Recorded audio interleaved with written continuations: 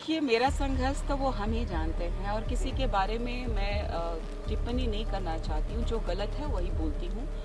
और अगर किसी तरह का टिप्पणी किया जाएगा कि मेरे छोड़ने को लेकर के केंद्रीय सरना समिति से, तो मैं जानती हूँ कि एक का पुर्जा मैं निकाल सकती हूँ और साक्षात प्रमाण के साथ। तो मैं किसी के साथ उलझना नहीं चाहती। मैं चाहती हूँ कि हमारे समाज के लिए जिस तरीके से, जिस उग्र और जिस उलगुलान के साथ मैं आई हूँ, उसी के साथ मैं आगे भी बढ़ूंगी। और मुझे पूर्ण विश्वास है कि जो मुझे नहीं जानते थे वो भी जानेंगे कि कोई आर्टी और पार्टी से हमारा अस्तित्व नहीं है।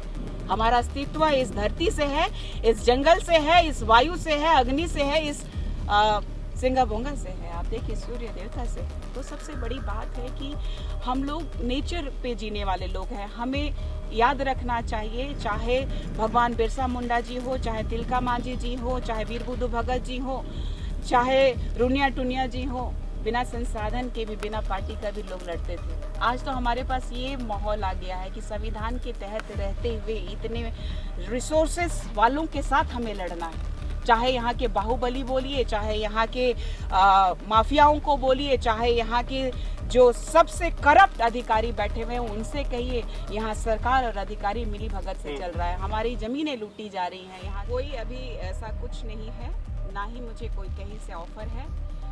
लगातार सोशल मीडिया में जो हमारे विपक्ष लोग हैं, जो अनर्गल जिसको कहा जाए कि उनके पास तथ्य नहीं है, जो अपने पुरखों को, अपने पुरखों की संस्कृति को, जो अपने बाप को छोड़ चुके और मिशनरियों के दोगले औलाद हो गए, या तो फिर कहा जाए, मुझे ये नहीं कहना चाहिए बार बार, लेकिन वो हमें आघात पहुंचा रहे हैं, हमें नुकसान पहुंचा रहे हैं, कभी किताबों के माध्यम से, तो कभी चंगाई के माध्यम से, तो कभी प्रलोभन के माध्यम से।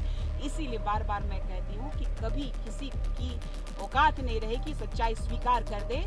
जिस तरीके से पाप स्वीकार करने ये लोग गिरजाघर में जाते हैं, फादर और ब्रदर के सामने पाप स्वीकार करते हैं, वैसे स्वीकार उनको हृदय से कर लेना चाहिए कि हम अब प्रकृति पूजक नहीं रहे, अब हम गिरजाघर के पूजक हो गए, मिशनरियों के मिशन के एजेंडे को पूरा करने वाले हो गए। भगवान बिरसा मुंडा जी को ये लोग भूल गए और ये लोग है कि अंग्रेजों के औलाद हो गए। और हमारे जितने भी आदिवासी समुदाय के देश में, विदेश में कहीं भी बैठे हों, उनको मैं कहूँगी, प्रकृति को नमन कीजिए, प्रकृति को याद कीजिए, प्रकृति की जय कीजिए, जय जोहार बोलिए, इस धरती को नमन कीजिए। और सरुल की आप सभी को ढेर सारी शुभकामनाएं, बधाई, जोहार, नमस्कार, जय धर्मेश, जय चालाय।